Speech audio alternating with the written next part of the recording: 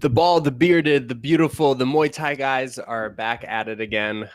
Kind of doing a rewind show. This time we're on the beautiful island of Kopangan inside Fagan, inside the villa of Sean Fagan. So I think the best way to start it off is just to ask you how you're doing, brother. Dude, I'm doing wonderful. I mean, I just released on YouTube the premiere of my most recent fight. And as those who've been following me know, I lost via fourth round head kick. And although it was like a hard loss to eat, it really didn't affect me too much. And I know, I guess it's not like a good thing to get used to losing, but I know that it's just like part of the game now. And so I'm used to it. I know how to lose productively. And so I was able to take what I could from it. I still have my health. I have my wife, my dog, my friends, all that kind of stuff. And so I always remember how grateful I am to actually be able to participate in this sport. And then moving into this new beautiful house right on the sea, right on the beach. I mean, I can't be angry or sad or depressed for too long. You know what I mean?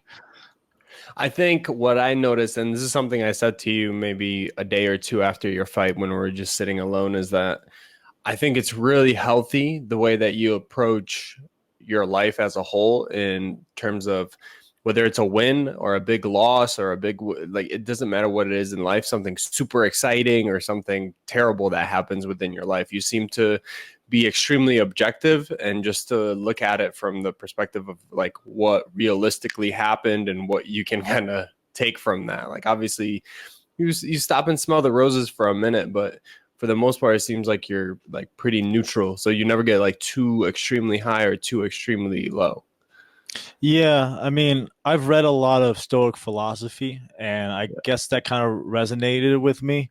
And whether I consciously tried to embody that or just kind of naturally happened, I found that's the best way for me to not just be going in these ups and downs of emotions and feelings. And obviously when things are great, I appreciate it and I make sure I enjoy it. And when things are bad, I appreciate that too, because it makes the good times feel that even better. And usually the bad times is where you really get to learn the most about yourself. So yeah, in the grand scheme of things, like losing a fight isn't the biggest deal. Winning a fight isn't the biggest deal. Like we're playing Muay Thai is not a game, but we're playing a game. You know, we're playing a sport, and it's not like life or death. Well, I mean, it's life or death in a sense, but it's not like we're going to fucking war. We're not doing anything super crazy intense like that. And just with so much shit going on in the world, I just try to keep things in perspective. And it's really easy when you fight, and especially when you have like a following of fans and people following you, to like just get in your own head and like everyone's judging me, everyone's watching me, everyone thinks I'm a loser, everyone's gonna think I suck, yada yada yada. And meanwhile, after they watch your fight, they don't think about it anymore. Then they go on about their That's day, very you true. know. And so, yeah, I've just kind of, I guess I've matured because my first couple losses ate at me a lot harder than this one did. And I also felt like I fought pretty well until I got tired from his body kicks and his teeps and some clinching, and then my hands just dropped. And it's the simple things, man. But I'm appreciative of my opponent too for putting it to me and showing me some holes in my game that I need to improve on. So it's all about evolution and growing, right? That's why I'm in the sport, is just to better myself, and that fight's definitely gonna make me better, and that's why I think I'm taking it like pretty well. Well, apparently he just fought again very recently this past weekend and defeated a Bangkok champion. And he was Roger down there, an active fighter. He's a young fighter, like 19, 20 years old. So his right there in his prime. And you watching the video back and then having your recap at the end just go through like the whys, like I was trying to do this and this is what stopped me from doing so, like whether it was a mental or physical thing.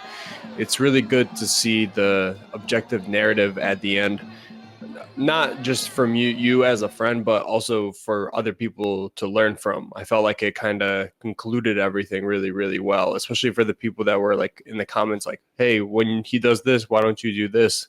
I think it broke it down for everyone really well.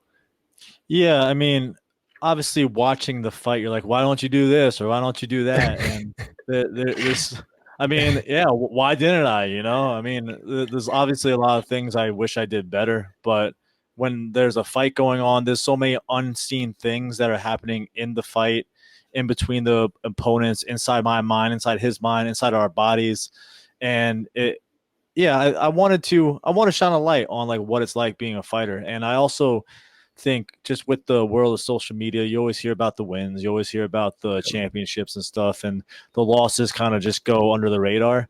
And the losses, I feel like, are some of the most important things because, like I said, that's where you learn from, and that's where you kind of face with the reality that you have room for improvement, that you have to work harder, that you have to get better, and it's really. I mean, a fight is a test, right? And I failed that test. And so now I'm going to study harder and try to come back smarter and better. And I also think that it's important for people to realize that, like, I'm trying to be like a role model in a sense where, like, losing isn't going to make me a sore loser or a bad person, or I'm going to take it in stride. I'm going to learn from it. And I just want to, I want to be a professional about it. I'm not going to bitch and moan about this or that, or I fought 2 weeks before. He probably fought like a week before. Like there's always like things going on, and yeah, I think having some type of insight behind the scenes of like what's going on is super important for people who, whether they compete or not, just to get a little bit more of an idea of like what it's like being a fighter. Because, like I said, a lot more goes on than you think it does. Well, since you humbly don't want to say it yourself, you fought the week just before, and having gone through that fight, and that fight itself was only on 12 hours notice. It was the same day notice to go over to another island to fight a fighter from that island. So for us to go over on a few hours notice, take the boat, and you having done like a strength and conditioning session that morning and then take the win, it kind of took some out of you in the sense that physically you were able to prepare the same way, where you finish the fight, and then what people don't think about is like, oh yeah, you have like 8 days to recover for the next fight. But as you're recovering, you can't train the same way that you would if you just didn't fight, right? So like if you call someone that's kind of cold off the couch, they can get right into training and train hard, rather than you getting off a fight that was just on a short notice and then not being able to train the same way from going for heavy rounds with another fighter just a week before and getting the win. Yeah, I mean, that fight was crazy because like I've taken short notice fights before, but that was like the shortest notice fight I took, and I did a pretty heavy strength and conditioning session that morning, and so I figured at the very least it'd be a good story to tell, and it was a good challenge, and so I'm thankful I did that. But yeah, like you said, after the fight, I mean it was a tough fight. That guy was good too, and he landed some solid kicks on me, checked a lot of kicks, so my shins were pretty beat up, my forearms were pretty beat up from some of his kicks. And so going back into training, I really wasn't able to do much. Like boxing, it was hard to do because my arms hurt. Kicking I couldn't really do because my shins hurt. Even teeping was a little hard because my foot hurt. And even running was kind of hard because my foot hurt. But I was able to do a little bit here and there and like shadow box and that kind of stuff. But I wasn't able to get the type of pad rounds in that I needed to get in, just the type of training I needed to get in. But that's the name of the game here in Thailand. Is just you fight and you win, you lose, and you go back and you train and you do what you can, and then you fight again and you win or lose and just do it all over again. And Well, you take a try, risk, and when we yeah, take risks, it doesn't always pay off. Sometimes we forget that as well when we take so many risks in a row where we're like, you got to, grab life by the horns and just pretty much take the shot. Go to Thailand, put everything on your credit card, do this. Sometimes it doesn't work out, And when we do take those shots, I having that kind of extreme personality where I do make those really extreme decisions. Most of the time, thankfully, it has worked out for me. But there are times that we have to remember that it won't. It's just like you had these two fights. You took the risk the first time and it worked out. You got the knockout. And then the second time, it just didn't end up working out. yeah, it's just funny how it works, But that's like the beauty of life, though, is like taking risks is what's so exciting about it, because you don't know what's going to happen. And the thrill of like victory or defeat is both enticing in their own ways, because obviously winning a fight, you get this sense of accomplishment and the sense, this like high that it's hard to replicate in other areas of your life. And then same with losing a fight. Losing a fight is pretty demoralizing. You can take it personally because it's a fight and you have no one else to blame but yourself. And the lows there can be really dark at times too. But it really helps put things in perspective for me, and the risks of moving to Thailand, of taking fights on short notice, of quitting your job, whatever it is, it makes life that much more interesting. And one thing I've always tried to live by is I'm going to write a book eventually about my life. And I want it to be interesting enough where people actually want to fucking read it. And so I want to live an interesting life, and I need to take risks in order to do that. And otherwise, it's just kind of, I don't know, you're just going through the motions. I mean, which isn't bad. People live in comfort, but I feel like comfort is the disease in a sense, because you get so comfortable with not taking risks, with safety, with being content, that you don't really grow.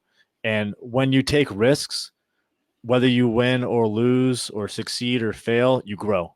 And that's what it's all about. So I think one of the most important things I've learned to develop is like a growth mindset. So as long as I'm learning and improving in one area or another, I don't care about the result as much as I care about if I am becoming a better version of myself. Does that make sense? Oh, 100%. I mean, even seeing that in other fighters within our training camp. So, for those listening, we just finished a full 1 month camp here on Kopangan with Diamond Muay Thai, and we had a number of fighters. And sometimes you see people go into fights and they end up winning, maybe by knockout. And then sometimes you see a fighter lose, and I'll take the fighter that may have lost but showed really, really good technique, the way they were listening, the way they were defending, they're just pretty much ring IQ, and judge them based on that. That's what I was saying in one of my posts is I'll never judge you just based on a win or a loss. I'll always judge you more so dependent on the performance itself, like how much of an IQ and understanding of the game did you show by listening to your corners, by being ahead on the scorecards. How did you react when the other fighter was beating you? How did you adjust round to round? Were you defending very well, or was it kind of a mindless fight where you just ran in a straight line, beeline for the other fighter, grabbed a hold of them, and that was pretty much the rest of the fight? I don't think you learn too much from fights like that, or like if you're a brawler that just kind of gets the knockout right away, it's really hard to judge it on that. So you talking about, oh, there's growth. Whether I won or lost, I might have had a win where I honestly felt like I looked terrible, but there's also losses where you're like, oh, okay, my hook's getting a little better, my teep's getting a little bit sharper. This and sometimes we need competition like what you just had to show the holes that are in the game to be like, oh, I did that a lot better, but here's something I can still improve upon.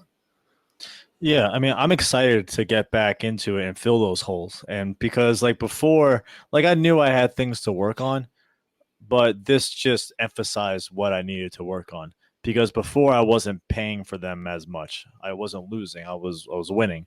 And this law, even like my other loss that I had, I thought I won that fight, and that was probably one of the best fights I've ever had.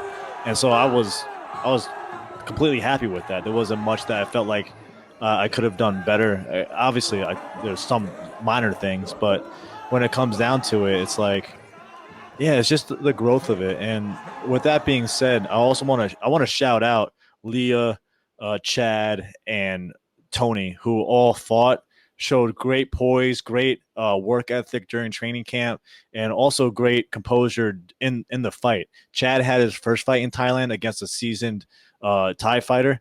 They went 5 rounds, and Chad's leg was fucking swollen like I haven't seen a leg swollen, because he wasn't goddamn checking kicks. But he showed tremendous heart, really good technique. He has a boxing background, and that was a really fun fight to watch. And then Tony won his fight with I think a 3rd round elbow KO against a seasoned veteran opponent.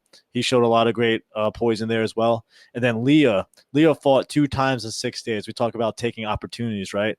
She fought at Pechbuncha Stadium uh, the week before against a tough opponent, and just she outclassed her, and she just looked so technical and so good. She listened to everything Paul and I were saying in the corner, and it was like it was just beautiful to watch. And then she got matched up with a girl from Bangkok, and I remember thinking, because like on Koh Phangan Island, usually there's not the highest level of fights. I mean, sometimes you'll get some high level of fights. And when Leah was matched up with her, I was like, oh, it'll probably just be like a smaller girl. She's probably good technical, yada yada yada. And so once I saw the girl though do her Y crew, I Yeah. was like, yo, this girl is legit as fuck. This is gonna be a hard fight. And it's funny how like how you can tell based off someone's Y crew how good they are. But this girl's Y crew was like one of the most beautiful things I've ever seen. And when Leah came back to the corner, I was like, listen, like this is gonna be a fucking fight. So like be ready. And she was ready. And she won a 5 round decision, a really hard fight against a really good opponent.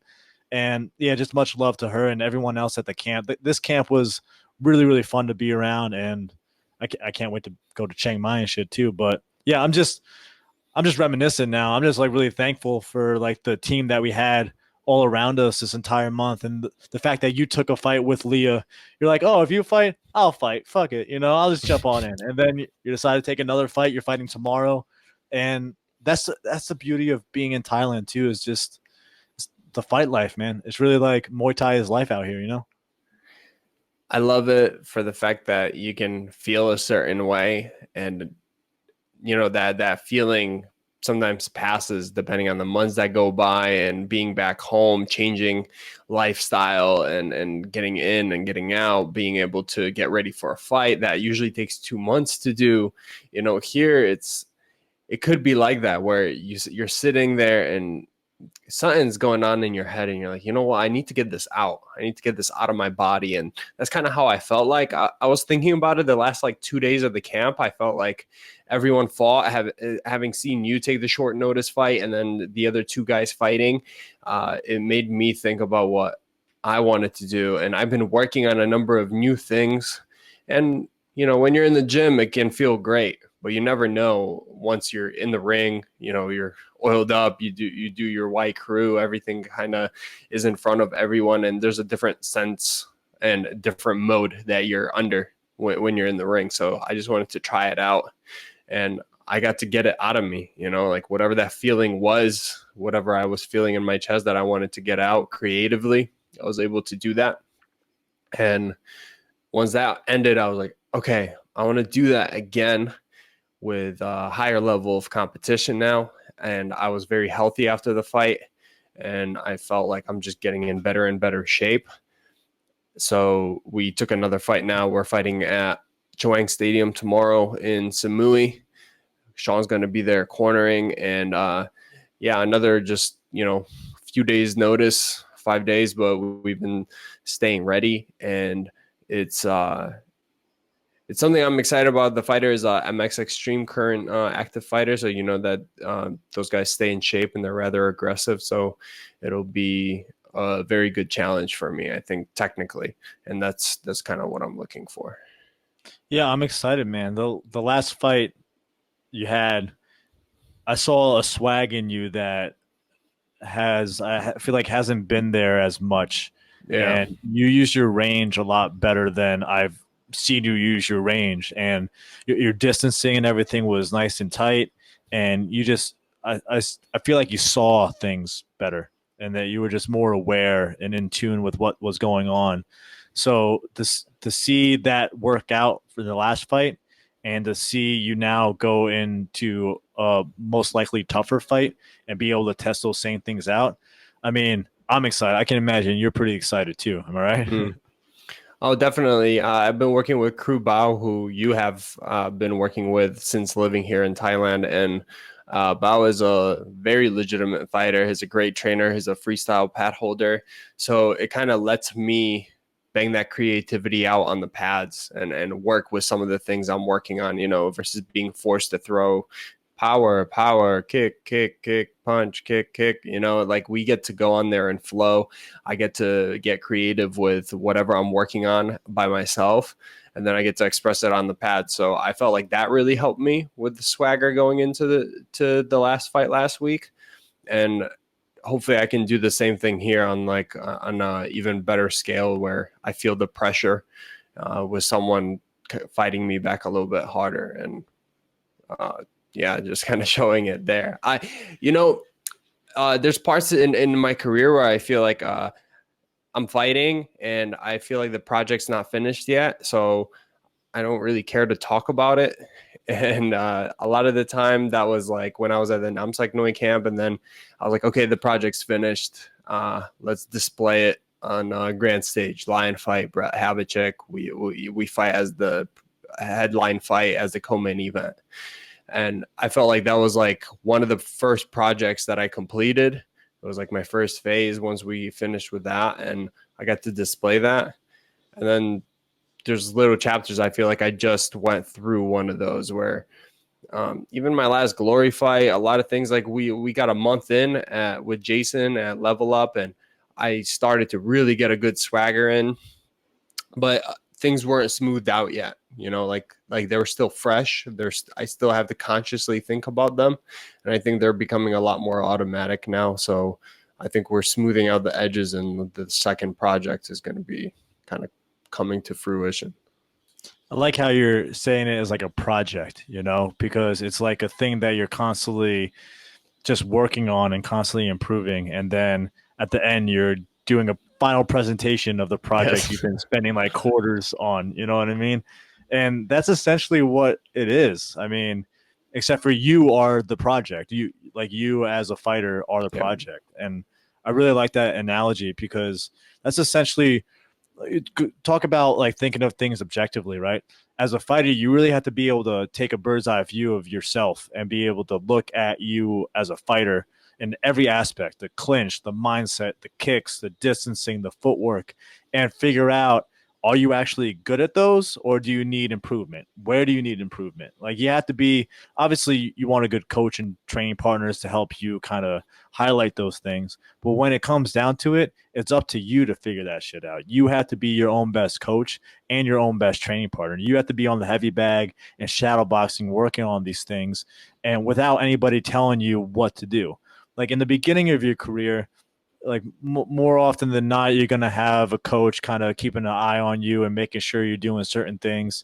But at least for me personally, the more I've progressed, the more I've had to work by myself on myself. That being said, I get live feedback when I spar people like Bao, or I do pad work with Mon or Bao or anyone else. And I get like that live feedback that I need to see if what I've been working on is actually working. And then like that's like the rough draft of the project, right? And then you take the final version to fight night, and then you see what the work is actually is the work actually going to pay off or anything. What's your grade going to be? And that's, man, you wrote a really good post about like the why about fighting and everything, and I have to often revisit that. Not not even I don't have to, but I do because sometimes it's easy to get lost in the grind of training and fighting and how mundane it could be sometimes. And then reminding yourself why you're doing this in the first place and like why you're making these crazy sacrifices. Like it's all worth it in the end because ultimately we're just trying to unleash our full potential, as cliche as it sounds. And we do that through Muay Thai. I don't know if this island is what brought the memory back, but I remember doing the villa experience. We had Namsak Noi over for dinner. We cooked dinner together, we made Thai food, and we're sitting, and he was a little bit buzzed. And he turned to me, it was like one of our last, like heart to heart conversations, sitting in front of each other, sharing food together, and him saying, you just have to ask yourself, why I do this. Is it for belt? Is it money? Okay. Can be for money, can be for belt, everything okay. But when you have belt, when you have money, now why? Why you do this now? And this is coming, if this came from a regular person, people have similar ways of saying what was just said by him. It's not as powerful as when it's said by one of the greatest fighters of all time that reigned at the top stadium for 6 straight years. Like, I'm sure that came from his heart, from a time where he was 3 years undefeated at Lumpini Stadium, thinking like, why am I still doing this? Like, I won. I beat this game and I keep winning. Like, why am I still doing it? And I'm sure it's progressed over into his career as a trainer and teacher and everything like that. So it was just really important for me to revisit it now that I thought about it, because I know once I got to a certain point where I never saw myself ending up on even being a professional fighter. We talked about this with the group. It was really funny because we had some people that just started training and they're like, I'm going to be a pro in a year. Like, that's my goal. 1 year I'll be a pro. And they're like, when did you think you were going to turn pro? I'm like, I never even thought I was going to fight. Like, once I did fight, I didn't think I was going to become a champion, a national champion, world champion. And I didn't think I was going to ever go to Thailand, travel to Thailand. Now I've been living here for 2 years and have 17 professional. That was my 44th fight. We were thinking about that. We're like, where has the time even gone? That was my 44th overall fight. And I'm just realizing how to mold all of this stuff together. I feel like when I was younger, you can see apparent holes. So this project, what I'm talking about is that before, the projects were almost like separate pieces that were still not one, where it was like your 101 classes that you just had to check off. Like, okay, I got this stuff in the clinch, I got this stuff athletically, I got this stuff when it comes to mobility, I have this stuff when it comes to conditioning, technique, whatever it may be. And when I fight guys, I can still see, like, if you don't have it all, you don't have all the boxes checked, like you have a good clinch, but you don't have great boxing and conditioning, I'm going to drown you with boxing and conditioning. Like, if you have great power, but you don't know how to technically handle yourself in the clinch, I'm going to gas you in the clinch and then I'm going to take over. And I've seen that happen myself. But now I'm fighting at a level where I'm fighting guys that have all the boxes checked off. And that's where, like, the real critical thinking and challenge comes into play, because I no longer look at a fighter and watch his fight and go, oh, well, even if he trained for a year, his clinch isn't going to catch up to the level of what I'm going to put on him. Now it's watching guys, I'm like, okay, like, we have to look for that one split second of a chance that maybe he showed at this one split second of a fight that might not happen when he fights me, because I'm a completely different style of fighter. Like, the holes are not that apparent. I'm not going to drown someone. Like, a lot of these guys are going to be tough. They're all going to be conditioned. So now the challenge is just completely different. I have to be looking at completely different things. And that's what I feel like this project is, like, molding everything I've been doing together and becoming smart when it comes to, like, ring generalship, how like, what is my output? How much percent am I putting into each shot so I can last all 5 rounds with it? And what can I implement in round 1 that I can put to work in round 3? Things like that. Like, just things that are really challenging. Just, it feels like next level. The layers to this game, man. And another thing that brings to mind is Julia, who's a sponsored fighter at Diamond Muay Thai. She runs the team Instagram and that kind of stuff. She was talking with Bao, and Bao, for those of you who don't know, Bao's a fucking gangster, dude. He has like 300 fights. He's beat the current Lumpini champion, Rafi. He's also beat some of the top Thais and top foreign fighters, that like Craig Dixon and whatnot. And so he's legit. He just won his MX fight not too long ago after training for like a week. He doesn't fuck around. So, like, he's good. Okay, he's good. And he was talking to Julia about, like, I don't remember how the conversation went or how she explained it, but essentially when someone has 30 or 40 fights, they're still beginner. They're still learning, Maybe after 100, 150 fights, now they're starting to understand the game a little bit more and how to put everything together. And when she wrote that and like put that in perspective, I'm like, fuck, like I'm still a beginner. Like to like these Thais who have 200 plus fights who have been fighting since they're 5, like I'm legit still a beginner. Like I haven't got my 10,000 hours in or anything, and there's still so much to improve on. But that's also what's like super exciting too, is that there's still so much to get better at. And not saying that I'm bad, but there's always room for improvement. And that's martial arts, right? That's life, just always constantly improving in the smallest ways that you can possibly think of. Because when you first start training Muay Thai, like you see massive improvements in the first year because you don't know what the fuck you're doing. And all of a sudden you can piece things together a little bit and you Hmm. have some type of technique. And you see this huge shift from like not knowing anything to actually being able to like fight and beat someone up. And then after that, the more and more you fight, the smallest increment makes such a huge difference. But that smallest increment of improvement takes so much time and effort during training. And sometimes you don't even see it until you fight. And they're like, "Oh shit, like that worked. I've been training that and that just happened." And like it becomes so ingrained in you that you don't think and that's what training is, right? That's why you're always training. And yeah, I guess just keep recircling back to the fact that I love Muay Thai, bro. I fucking love Muay Thai. That's what it felt like when you were in the corner. I was You're- high out of my mind, bro.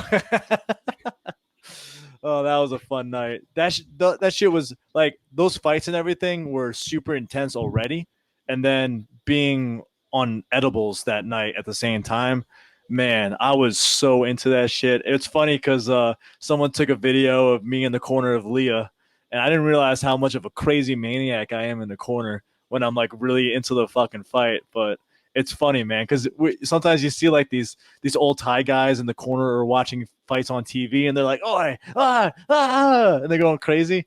Well, I was that old Thai guy in the corner, just like throwing his hands up and yelling all these kinds of things and being fucking crazy. And I just love the fight scene and the fight community and like I love being in people's corners because you see just the growth and transformation that they go through.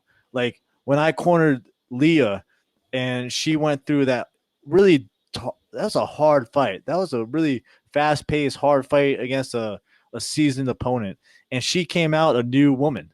She came out a new yeah. fighter. And like that's essentially why everyone's fighting, is to find out more about themselves and to challenge themselves and to improve. And just being a small part in that and being able to kind of be in that energy, it's addicting, man. When you see people just go in there and not only just go in to fight, but you see them in training, grind. And Leah is one of the hardest workers I've ever met. And she went in there, trained her ass off, and to see it all pay off in the ring, man, there's nothing more satisfying than that. And it's just a beautiful thing, man. It's just a beautiful fucking thing. Yeah, circling back to what you were saying with Julia, how people were talking about the beginners having, 30, 40 fights, like, oh, still beginner. And I was just at the gym this morning, and Holly, who is with one of the Thai trainers, crew Choke. He was a former trainer at Phuket Top Team who trained Cyborg, and he was a two-time Raja Dominant champion. He was tossing around some of the younger fighters. By younger, I mean like seasoned 100-fight fighters, that are like 20 years old. He was tossing them around in the clinch. Mind you, he's like 47 years old, doesn't train whatsoever. Like Smokes a long, pack of like cigarette between training smokes a sessions. pass. Yeah, smokes a pack of cigarette. His bones, he talks about his bones hurting all the time, can barely hold pads. But then he gets in the clinch with these young guys that are conditioned, they're in shape, and they're getting exhausted by him because just based on his experience, his feeling, his technique. And they were saying that before, when he was coming up in the rankings, when he was in southern Thailand, you wouldn't go to Bangkok until you had at least 100 fights. Like you wouldn't even step in to Bangkok to fight at the stadiums unless you had over 100 fights and you were kind of ready to go. It's a funny thing how we have this weird diluted view in the West. Maybe it's from MMA and guys having like 4 fights before going pro, but Yeah. us being having a few fights and then just thinking like, okay, like this is it, like we got to go, like it's the end of growth, for me as an amateur, and now we go pro. For them to think like 100 fights, okay, all right, maybe you're ready for a Bangkok for it. Let's try it out. Lower level fight at a stadium. I mean, boxing does this as well. Guys have a ton of amateur fights. They go through the Golden Gloves. They go through all the tournaments. I mean, guys like Lomachenko have like 300 fights, which is just completely insane. And then you go pro, and they still build you up as a professional. I wonder what the difference is when it comes to like American fighters, kickboxing, Muay Thai, and MMA, where all of a sudden it's, hey man, like you're 4-0. All right, let's toss you in with the best 1%ers of the world. Well, I think that's one reason I love Muay Thai too, is because I don't know, it's not that, I mean, obviously MMA is a craft and an art in its own right, but just the amount of, I guess, just the culture and tradition behind it in the Thai standards, and the standards that the Thais have for training and for fighting is such a high standard that you're always grasping for it. You're always grasping to improve. And in MMA, I mean, obviously you're always grasping to improve. You're trying to become a UFC fighter, UFC champion, or whatever it may be. But like an experienced fighter has like 10 pro fights. You know what I mean? That's like, whoa, you're like super experienced MMA fighter, you know?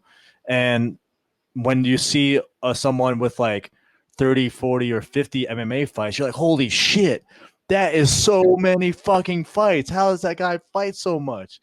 And then you think about like the Thais, and you're like, oh, damn, but that's like a quarter of what they fight. And it's strange too. I mean, there's so many layers to it, because like with Muay Thai, a lot, especially in Thailand, you do it for a living, and it's not lucrative at all. It's a poor man's sport, you know? And in order to make a living, you have to fight often. And so that's where they are able to get hundreds of fights. It's because they need to fucking pay the bills and feed their family. Where in MMA, I mean, people need to feed their family and all that kind of stuff, but the purse on fights, like, let me give you an example. I just got paid 7,000 baht for my fight. Do you know how much money that fucking is? That's like $230. And then I tip out my trainer. And so maybe I made $200 for a professional fight here in Thailand. And that, in like southern Thailand, that's pretty good. That's not too bad, you know? Obviously in Bangkok, when you get a little bit more experience on promotions, like when I fought on Super Muay Thai, I think I got paid 15,000 baht, which is what, $500? Like even that is like not something to be like, yeah, like I got all this money for this fight, you know? It's like when you're fighting MMA, at least when you're in the higher levels of UFC, you're getting paid a minimum. I think it's either like 3 to 5 grand, I believe, for a fight. No, eight Where, eight is the minimum yeah, and then like to Lumpini and show. stuff and Raja, they don't even get paid that much. And they're the highest level Muay Thai fighters in the world. I don't know exactly how much they get paid or whatnot, but that's also why the gambling is a thing, because a lot of gamblers will put on side bets to help encourage the fighters to win. And a lot of the times the fighters will get tipped out by the gamblers. There's just so many fucking layers to it, man. And I'm still like, after hearing Julia's explanation of Bao's explanation of beginners and stuff, it made me like sit in my shit and be like, yo, I am just a beginner. Like I am just figuring this shit out now. After 35 fights, I finally feel like, oh, I'm starting to understand how to fight now. Like I'm starting to know how I know how to Muay Thai now, but I still have so much way, like such a farther way to go. It's crazy. It's fucking crazy, man.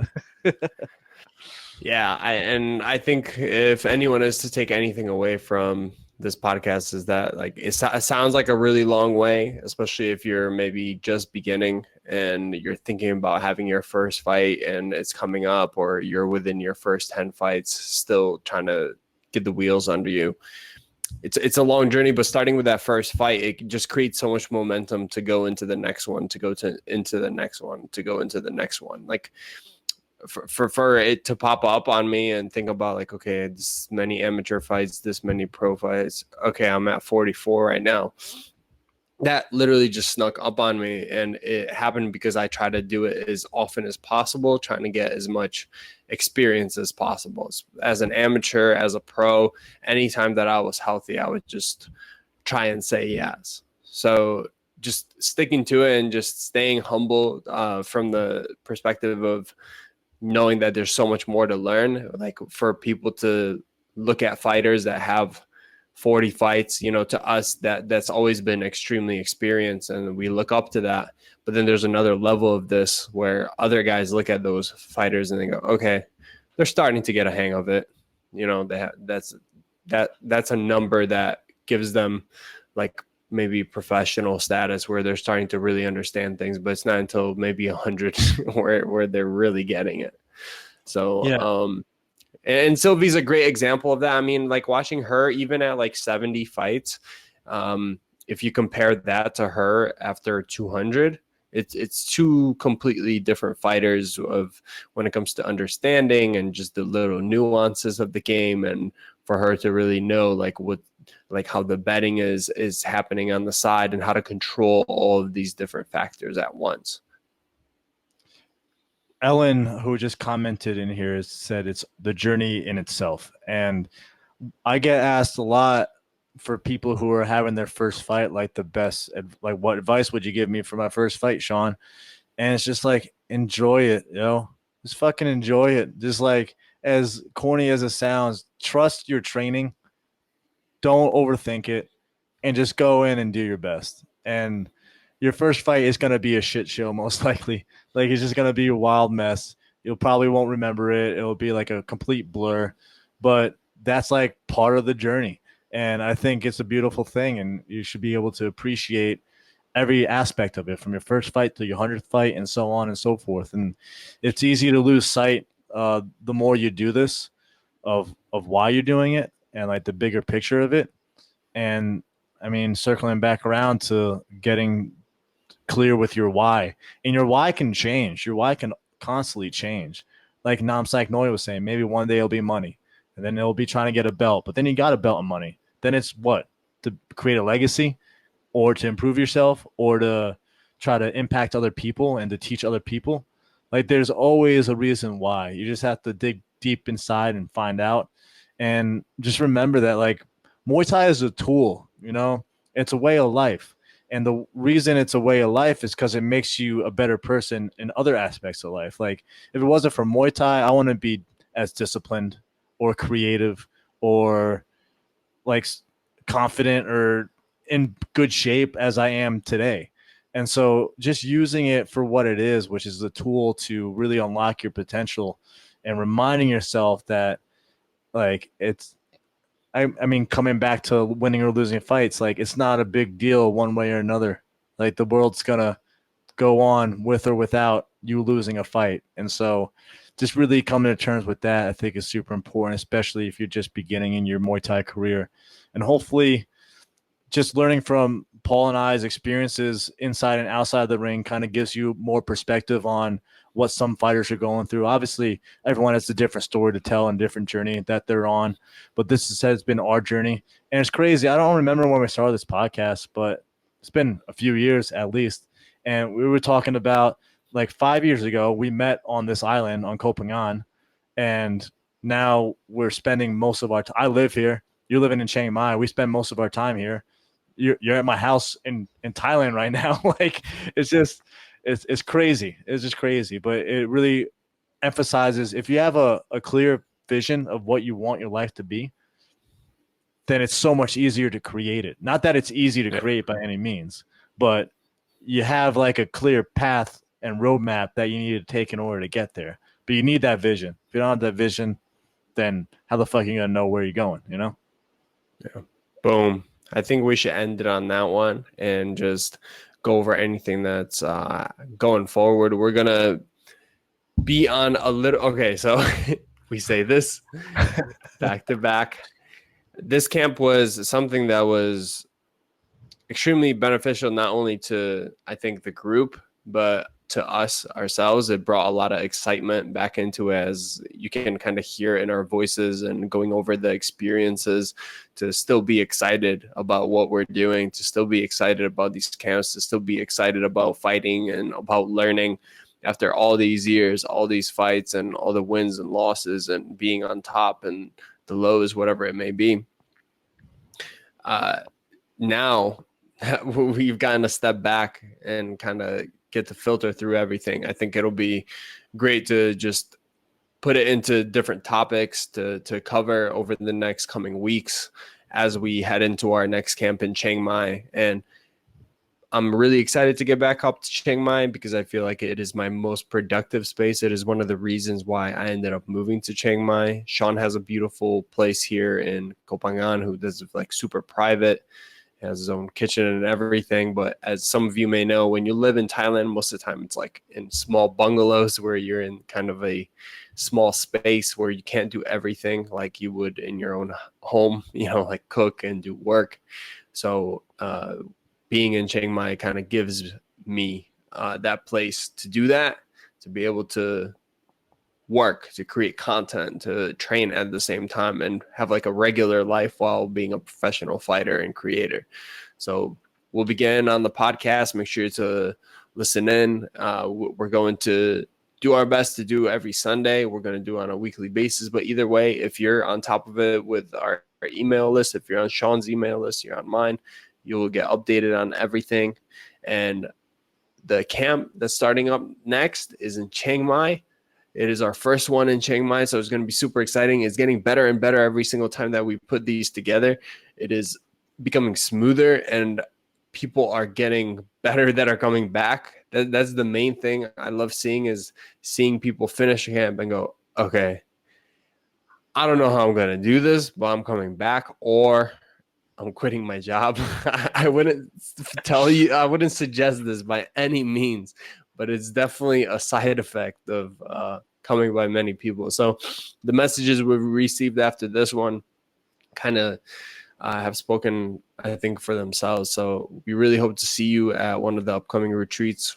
Go to thailandtrainingcamp.com if you're specifically looking for Chiang Mai and you want to get hooked up on that. It's the Mecca Muay Thai for female fighting. It is a beautiful area that has a very little distraction, but a ton of beauty. And we're going to be celebrating the Loy Krathong Festival. So that's thailandtrainingcamp.com/Chiang Mai. What about you? Beautiful, man. I'm wrapping up I'm sad that I'm leaving this beautiful new spot, but I'm going to be going to Spain to host our first retreat in Spain. Super excited about that. I've not been to Spain yet. We're going to Palma de Mallorca with a group of about I think it's 15 people combined, and 10 or 11 of them are coming back for a second or third trip. So the fact that we keep getting all these repeat people coming back and forth from Thailand to Costa Rica to Greece and now Spain means that we're doing a good job, man. And so I think we got to keep this ball rolling. Chiang Mai is shortly after Spain. I'm going back to the States real quick to do another wedding. All of these friends fucking getting married and shit, making me fly all over the world. And then you know what I'm talking about. Flying all over the world for your friends getting married. The one friend I said, if I go, I'll never. So for you guys, I said this out loud. I said, I will never go to a destination wedding. That's fucked up that people do that. But if there was one person that I would do it for, it would be Sean. And then, I mean, like, it was within that same year. You're like, hey, we're getting married in Greece. I'm like, oh, he's going to make me he's going to test me whether I'm going to stick to my word or not. And I'm like, all right, Gonna take It my worked out beautifully. broken ass over to Greece with a sling on my arm. Well, it was a great time, and Yeah, yeah, so 100%. a lot more travel coming up. I'm doing another camp in Bangkok in February. Paul's hosting a camp in Copenhagen again in April, and yeah, we're gonna keep doing this stuff. So just make sure you sign up for emails. Go to muaythaiguy.com, or Paul, I know you're rebranding your site. What I say, muaythaiathlete.com right now, and I'm sure that'll be It redirected is to right now, but it's gonna get redirected to Fight Technician for the graphics that you have been seeing in all of the more recent tutorials. Is just going to be a more in-depth technical work, and you can always find all the fights that we've been talking about, my fights, all my seminars, everything can be found on patreon.com/striking technician. So again, patreon.com/striking technician. You can watch my fights. My most recent fight, some of my fights from Chiang Mai, and the fight that's going to be happening tomorrow. There's just certain stuff that I want to be able to share with people and to teach and to show, including my fights, but fighting at the same level that I am right now, and certain things that I would like to actually like keep to myself or within the circle of people that I have. That's, I think this is like the perfect spot in the middle to do that, to be able to have the people that truly support be in there and get a ton of extra stuff while I keep it within our circle of people. So that's a great way of doing it. So head over to patreon.com/striking technician. Beautiful. Well, thanks everyone for tuning in. We're gonna try to get back on this sometime soon. Paul fights tomorrow. I'll fly to Spain soon. We got all this shit going on, so make sure you keep up to date. Follow us on Facebook, Instagram, YouTube, all that good shit. And until the next time, we're the Muay Thai guys, and we're out.